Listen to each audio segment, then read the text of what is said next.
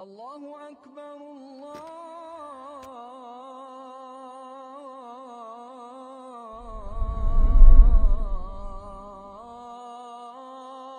أكبر. إن الحمد لله نحمده ونستعينه ونستغفره ونعوذ بالله من شرور أنفسنا ومن سيئات أعمالنا.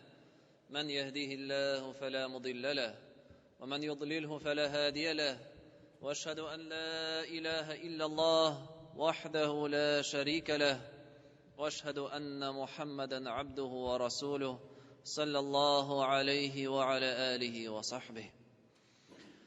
يا أيها الذين آمنوا اتقوا الله حق تقاته ولا تموتن إلا وأنتم مسلمون.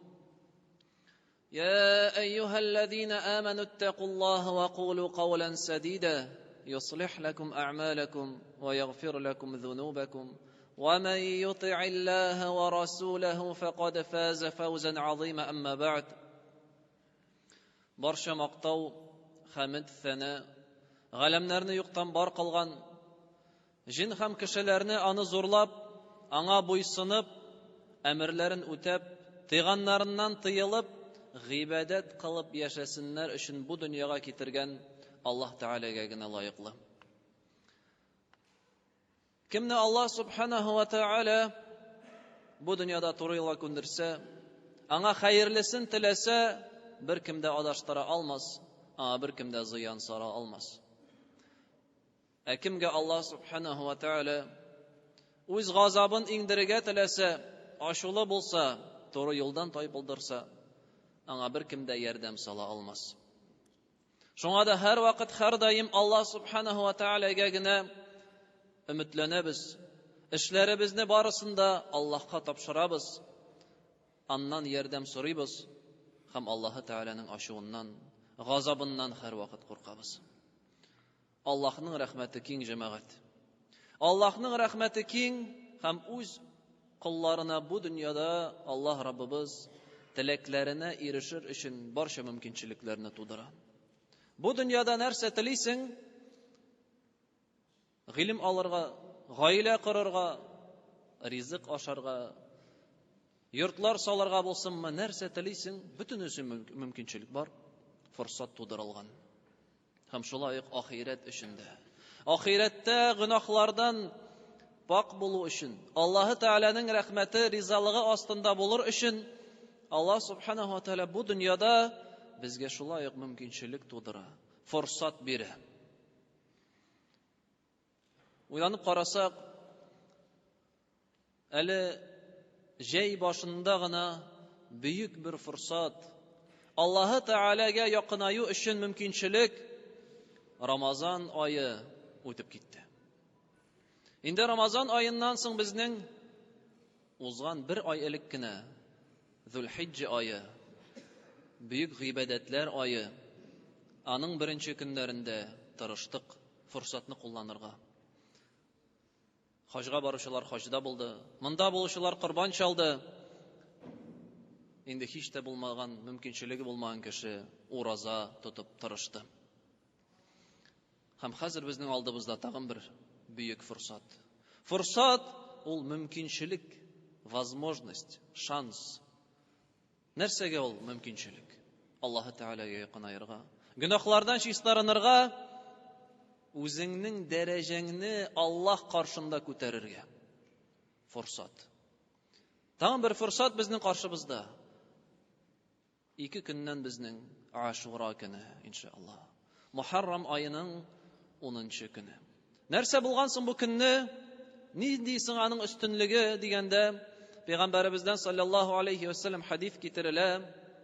Абдуллаһ ибн Аббас әйтә, Пәйгамбәребез саллаллаһу алейхи ва саллям Мәдинә шәһәренә килгәч, андагы яһуд кабиләләренең ураза тотуын күрә. Шушы көнне. Һәм сорый, нәрсә бу? Нигә сез ураза тотасыз?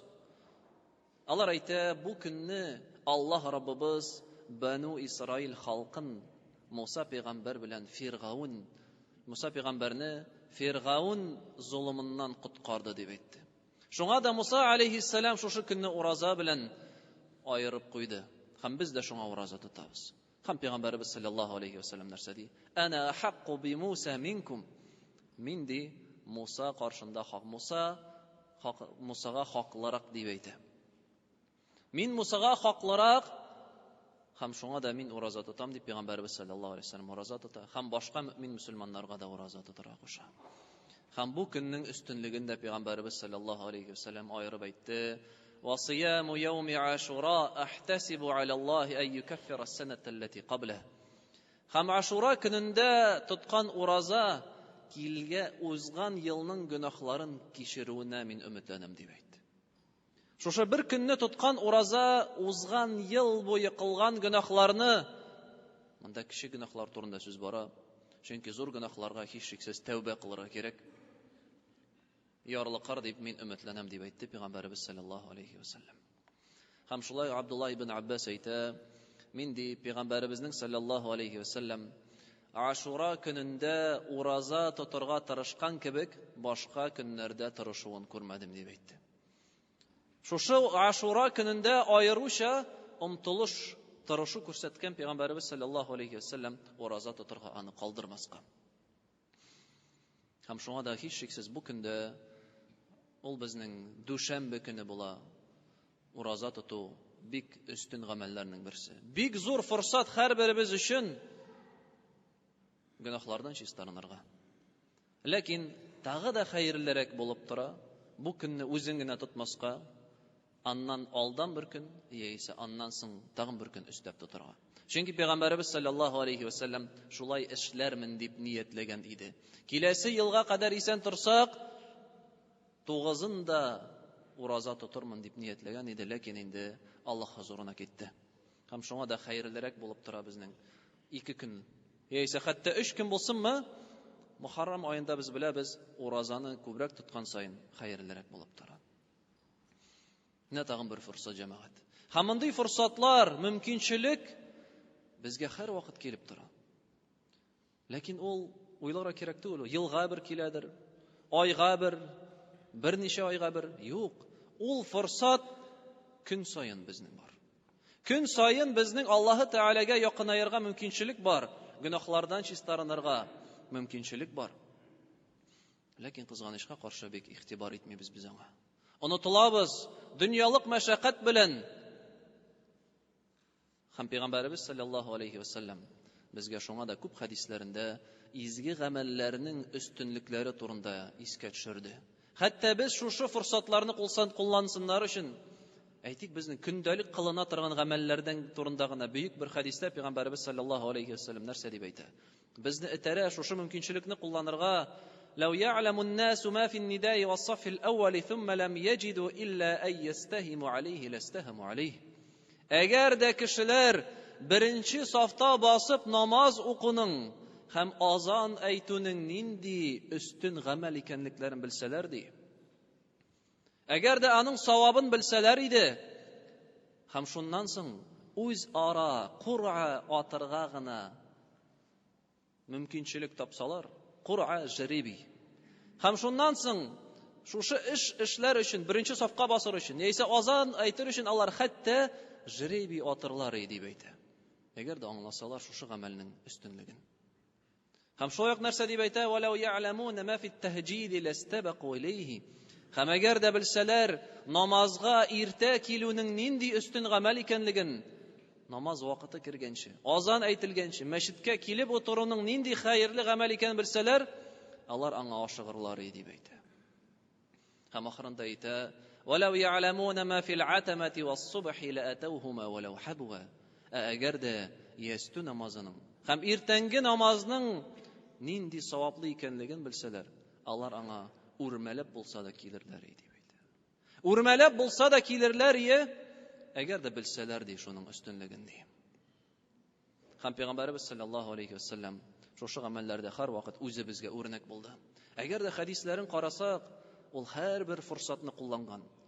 Хәдисне укыйсың, ул ашаганда сөйләгән, юлда булганда сөйләгән, тәһарәт алганда сөйләгән, утырып торганда ял иткәндә сөйләгән, җеназа вакытында сөйләгән. Ягъни нинди форсат бар кешегә файда китерергә, динне куәтләргә, ул һәрбер форсатны куллана торган булган.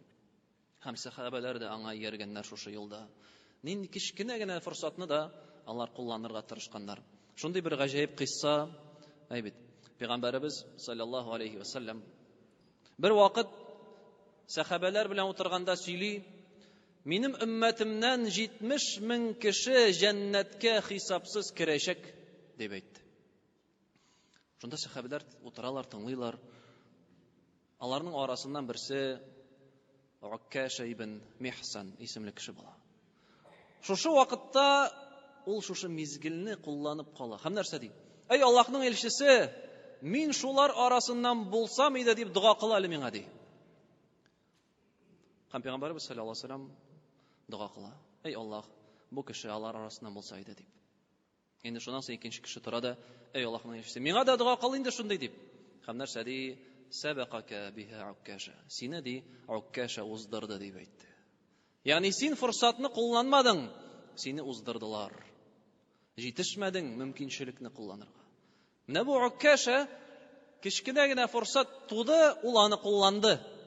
Аллаһы Тәгаләнең илчесеннән дуга сорады һәм шуның белән иншааллаһ 70 мең хисапсыз, сораусыз җәннәткә керүчеләр арасыннан булачак. Һәм һәрбер мөселман шуңа да һәрбер форсатны кулланырга тырыша. Аны ул зур дип тә, кеше дип тә күрми. Чөнки кичкенә генә бер гамәл дә синең җәннәтле булуыңа сәбәп булырга мөмкин. Шулай Пәйгамбәрбез саллаллаһу алейхи ва саллям икенче бер хадистә әйтә: "Лaqad ra'aytu rajulan yataqallabu fil jannati fi shajaratin qata'aha min dhahri at-tariq kanat tu'dhi an-nas." Мин ди җәннәттә бер кешене күрдем. Җәннәттә бер кешенең йөрүен күрдем. Ни сәбәпле ул анда эләккән? Юл уртасында кешеләргә камашаулап торган агачны кисеп аткан. Шул сәбәпле ул җәннәткә керде ди.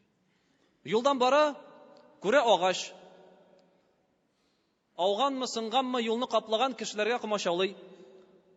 Ул аны урап китмәгән. Иренмәгән, кискән дә алып аткан. Мөселманнарга, халыкка, кешеләргә зыян һәм камашаулап тормасын өчен. Шул сәбәпле шушы изге гамәл өчен ди җәннәткә керде. Гаҗәеп җәмәгать. Аллаһы Тәгаләнең рәхмәте киң. Кичкенә генә дә бер мөмкинчелек, форсатны кулланган кеше Аллаһ ризалыгы өчен иң зур нигъмәткә, җәннәткә ия булган. Мондый форсатлар безгә көн саен туып тора. Вакытыбыз бар икән, телебез буш икән, бер нәрсә сөйләмәбез, укымыйбыз икән, зикр әйтергә була. Машинада барасың, Алхамдулиллах, Аллаһу акбар, субханаллах, астагфируллах. Зикрләрне көн вакыт һәр даим әйтеп торырга була. Һәм безнең бар форсатлар кабатланып торучы.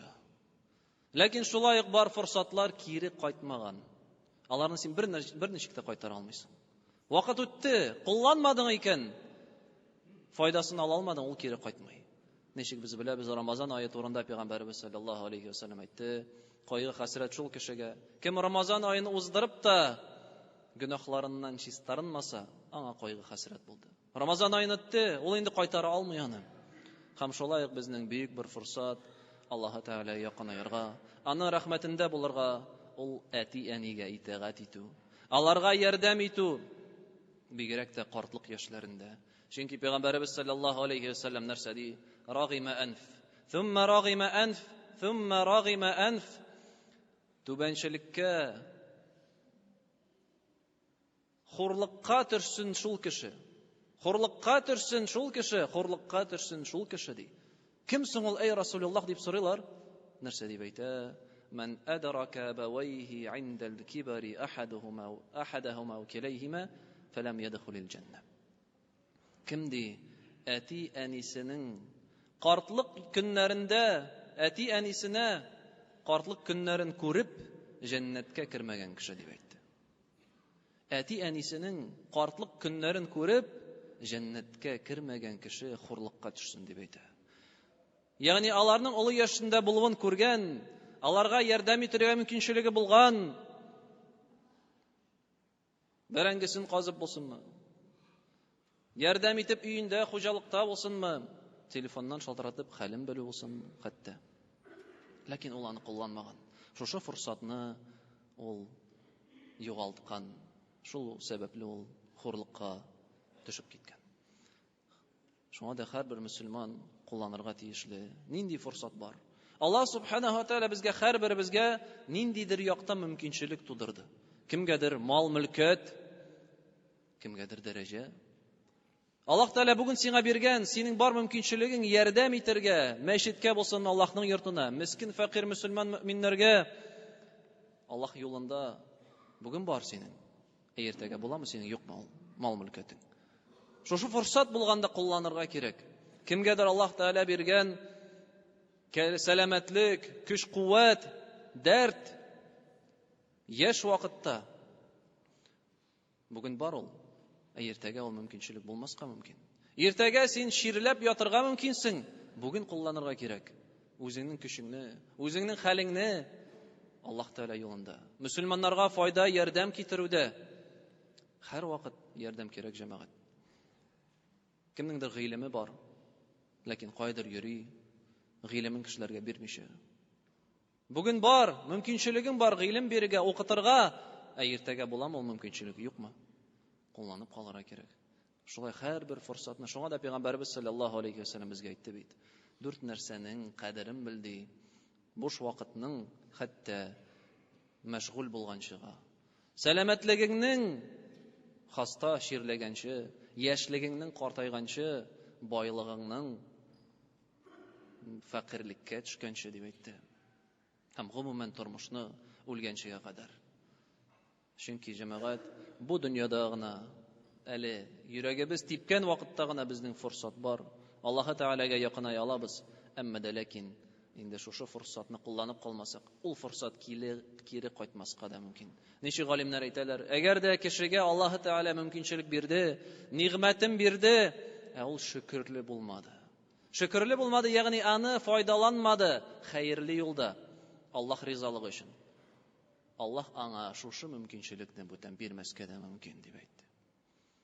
Һәм ул кеше һичшиксез кайгы хәсрәттә генә булып калачак.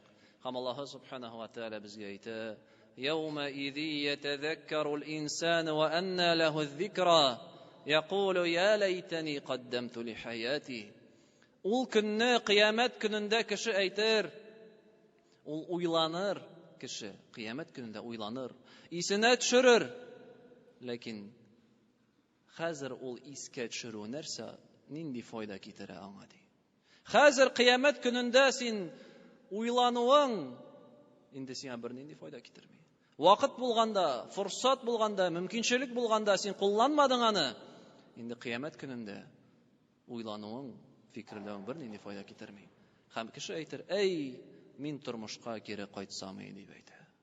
أقول قولي هذا واستغفر الله العظيم الجليل لي ولكم ولسائر المسلمين فاستغفروه إنه هو الغفور. الله أكبر الله